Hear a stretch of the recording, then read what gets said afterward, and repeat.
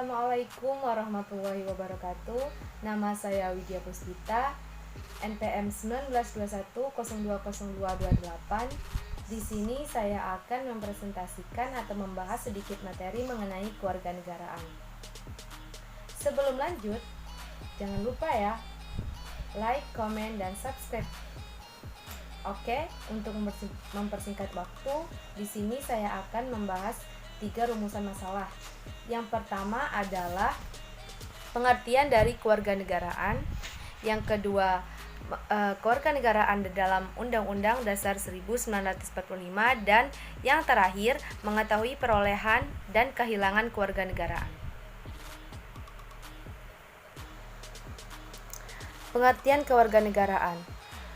Kewarganegaraan dapat diartikan menjadi dua, yaitu secara yuridis dan secara sosiologis. Secara yuridisnya yaitu ditandai dengan adanya ikatan hukum antara orang-orang dan negara tersebut berada di bawah kekuasaan negara yang bersangkutan.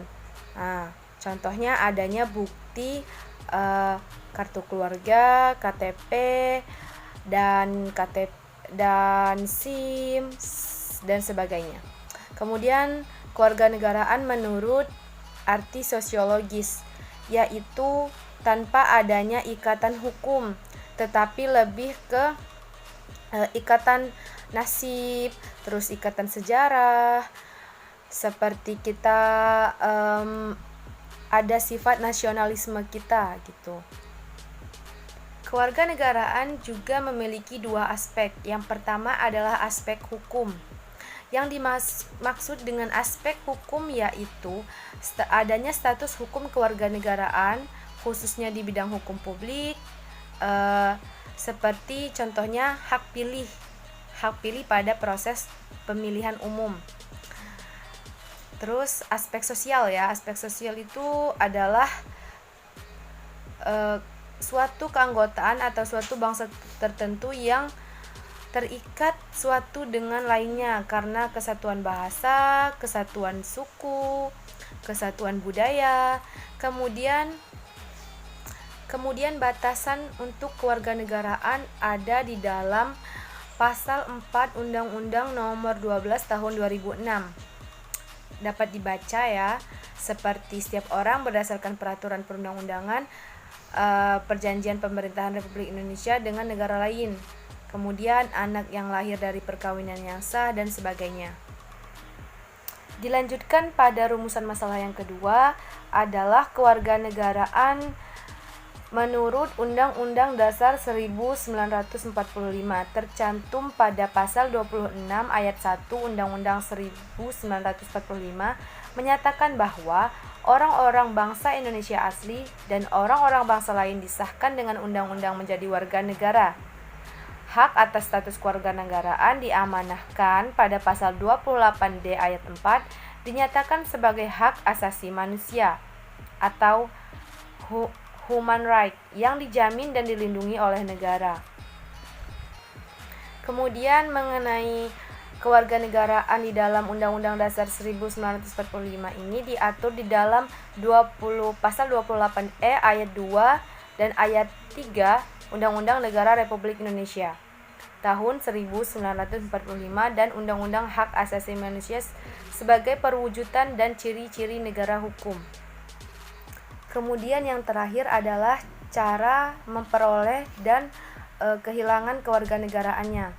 Yang pertama adalah cara memperoleh kewarganegaraan Indonesia tercantum di dalam Undang-Undang Nomor 12 Tahun 2006 menjelaskan bahwa pada pasal 1 ayat 3, kewarganegaraan adalah tata cara bagi orang asing untuk memperoleh kewarganegaraan Republik Indonesia melalui permohonan.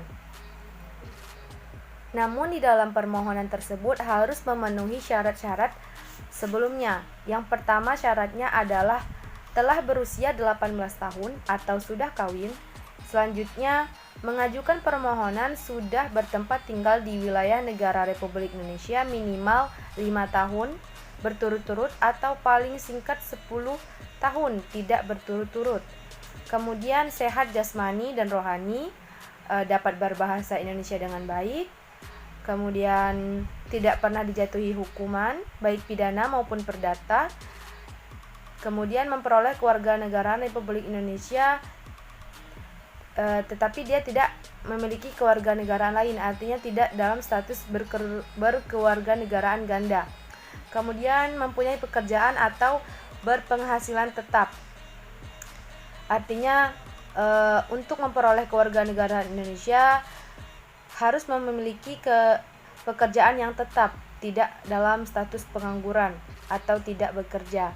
Selanjutnya membayar uang kewarganegaraan ke kas negara Republik Indonesia. Dengan adanya cara untuk memperoleh kewarganegaraan Indonesia, ada juga sebab-sebab seseorang kehilangan kewarganegaraan Indonesia. Yang pertama adalah memperoleh kewarganegaraan lain atas kemauannya sendiri ya. Yang kedua, tidak menolak atau tidak melepaskan kewarganegaraan lain, sedangkan orang yang bersangkutan mendapatkan kesempatan untuk itu, artinya kesempatan untuk memilih dua kewarganegaraan tersebut, tetapi dia tidak melepaskan salah satunya, dia akan hilang kewarganegaraan secara otomatis di negara Republik Indonesia. Kemudian masuk dalam dinas tentara asing tanpa izin atau tanpa izin dari presiden yang bersangkutan. Kemudian secara sukarela masuk dalam dinas. Selanjutnya mempunyai paspor atau surat yang bersifat paspor dari negara asing atau surat yang dapat diartikan sebagai tanda kewarganegaraan yang masih berlaku di negara lain. Artinya jika kita masih ditetapkan dalam status warga negara lain, artinya kita memiliki paspor, kita masih kewarganegaraan di luar negeri, bukan termasuk negara Republik Indonesia. Baiklah, sekian pemaparan materi dari saya. Lebih dan kurangnya saya mohon maaf, kepada Allah saya mohon ampun. Saya akhiri, semoga bermanfaat. Wassalamualaikum warahmatullahi wabarakatuh.